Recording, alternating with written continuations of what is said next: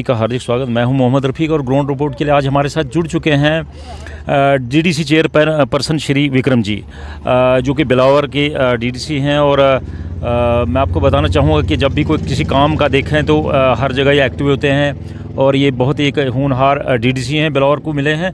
तो इसके साथ साथ हम जानना चाहेंगे कि डीडीसी साहब, जब अब 9 तारीख तक टेनवर ख़त्म हो चुका पंचायतों को और टोटल जिम्मेदारी जो है आपकी बनी है, तो क्या डेवलपमेंट में आप क्या नया देना चाहेंगे और जिससे लोग भी और प्रशासन भी सही रहे? जैसे बड़े बड़े काम हैं तो उनके लिए तो आपको जोर देना, मगर आप जो पंचायतों के छोटे काम हैं वो भी आप करना चाहेंगे, तो आप जो पुराने पंच सरपंच से मिल के ये करेंगे या कि किस तरीके से चलाएंगे? देखिए रफ़ीक साहब, मैं एक पंचायती राज का एक हिस्सा हूँ। जी जी। और पंचायती राज क्या बोलता है, हमने उसके अकॉर्डिंगली काम करना है। जी जी। पंचायती राज बोलता है कि जनता की भागीदारी। जी बिल्कुल, ठीक है। पंचायती राज का मतलब है जनता की भागीदारी, जो जनता डिसाइड करेगी, जो उनकी डिमांड्स हैं उनके अकॉर्डिंगली ही काम होना चाहिए। और पीछे जो टेन्योर रहा हुआ है उसमें देख रहा हूँ कि कुछ कमियां रही हुई हैं, जनता की भागीदारी जितनी होनी चाहिए थी उतनी हुई नहीं है। तो हम कोशिश करेंगे इस टेन्योर में जनता की पूरी भागीदारी हो और ग्राम सभा बना के जो पंचायती राज का असली मतलब है वो ग्राउंड में इम्प्लीमेंट हो और लोगों की डिमांड के हिसाब से काम रखे जाएं। जी जी जी। तो जैसे देखे जाए कि बीजेपी सरकार में के दौर में इससे पहले तो रोड की बड़ी जो हालत होती थी वो हम जानते हैं और आप भी जानते हैं। इस सरकार ने रोड पर बहुत स्ट्रेस दिया और हर जगह रोड बने हैं, इसमें कोई शक नहीं है, और जो नहीं भी बनने काबिल वो बना दी। मगर कुछ ऐसे एरियाज़ हैं जैसे हमारा फिंतर चौक है, वहाँ लिमिट से ज़्यादा ट्रैफिक है, रोड पक्की है, इसमें कोई शक नहीं है।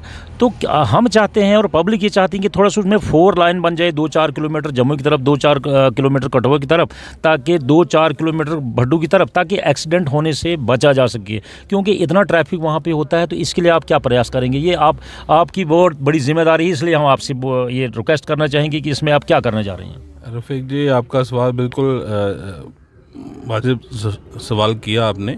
इसके लिए तो भारत सरकार ने भारतमाला के अंदर उधमपुर से लेके महानपुर तक जो बसोली को कनेक्ट करेगा वो रोड की एक डीपीआर इन प्रोसेस है और बड़ी जल्दी ही वो 4 लेन का रोड का काम शुरू हो जाएगा, जिससे ये सारी समस्या खत्म हो जाएंगी।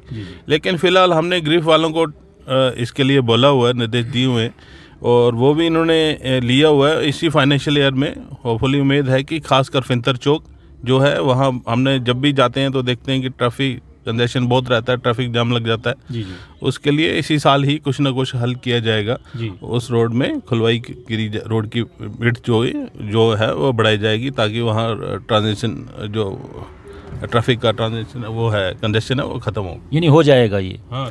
अच्छा डीडीसी साहब, एक और ख़ास बात है कि फिंतर चौक में जो टॉयलेट बाथरूम की बहुत कमी महसूस लोग कर रहे हैं।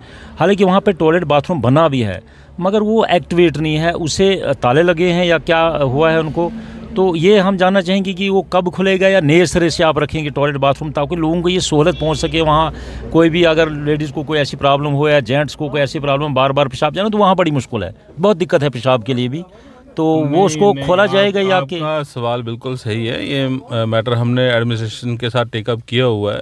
तो बेसिकली इस साल ही हमने जो 2 जगह टॉयलेट्स बने हुए हैं जो फंक्शनल नहीं है, तो उसकी रिपेयरिंग का हमने काम रखवाया हुआ है। रिपेयर हो जाएगा, उसके लिए उसका मेंटेनेंस कैसे होगा उसके लिए हमने यहाँ सुलभ शौचालय जैसे बिलावर एसडीएच में भी चल रहा है, बिलावर बस स्टैंड में भी चल रहा है, जो संस्था उसको चला रही है, उन्हीं को ये शौचालय जो है हैंड ओवर किए जाएंगे, ताकि उनका पेरेंटेयर साफ सफाई जो होगी वो की जाएगी। वो बहुत जल्दी वहाँ भी जो टॉयलेट दोनों हैं, और बाकी बहुत ज़्यादा दिक्कत है। हम लोग भी जब जाते थे लोगों की डिमांड भी आती थी और हम देखते भी थे, तो उसके लिए हमने संज्ञान लिया और एडमिनिस्ट्रेशन से बात की हुई है, उस पर बात चल रही है। बहुत जल्दी वो दोनों टॉयलेट जो होंगे वर्किंग हो जाएंगे, यानी ये लोगों की समस्या भी बहुत जल्दी खत्म हो जाएगी। चलिए डीडीसी साहब से आपसे बात करके बहुत अच्छा लगा, आपने वक्त दिया, आपसे बात करके बहुत अच्छा लगा, बहुत बहुत शुक्रिया। Thank you ji, thank you, धन्यवाद।